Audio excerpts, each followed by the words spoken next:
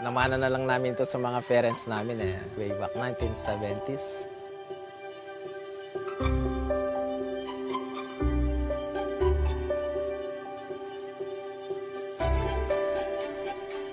Hindi naman siya mahirap kasi may mga plant materials naman May nabibili kang mga punla. Kapag tinanim mo siya, lifetime na siya Lifetime na yung niya, yung puno niya, hindi mo na siya papatay, hindi ka na magpapalit.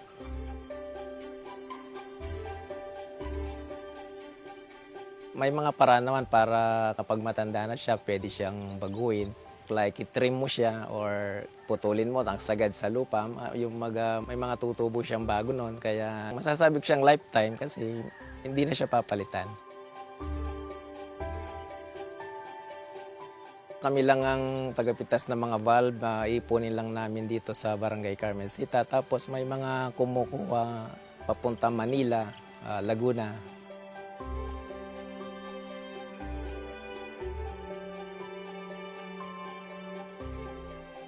Malaki yung farm namin pero pwede kang magtanim lang ng hindi bababa sa 1,000 square meter. Okay na yon.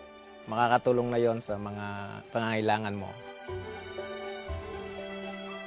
Actually, ang pamimitas kapag medyo overproduction tayo, nagsisimula kami ng 2 a.m. hanggang 8 a.m. noon. Ganun ka dapat magsimula ng mga 2 a.m. Kasi kapag medyo mainit na yung araw, mga 7:38, yung parang mahirap na siyang pitasin, nasisilaw ka na sa araw, gano'n. Kaya nagsisimula kami sa madaling araw. Kailangan mo silang alagaan, mag-spray, gano'n. Fertilizer, water, kailangan mo ng patubig, lalong-lalo na kapag summer. Pero kapag tag-ulan, okay lang naman sila, hindi sila mahirap alagaan.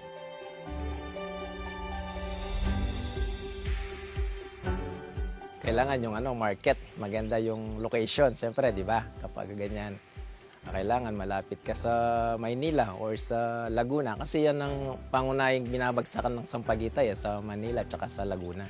So kung malapit ka sa mga lugar na yon at yung mga accessible sa mga sasakyan like sa mga bus na pwede mong isakay yung mga product mo sa bus papuntang Manila and then papuntang Laguna.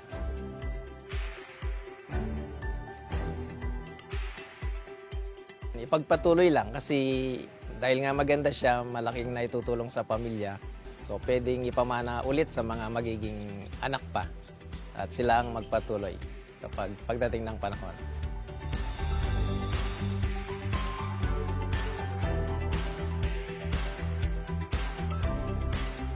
Yung gustong sumubok sa pagtatanim ng sampaguita, iniimbitan ko po kayong bumisita sa amin para matulungan namin kayo at turuan kung paano yung pagtatanim ng sampaguita.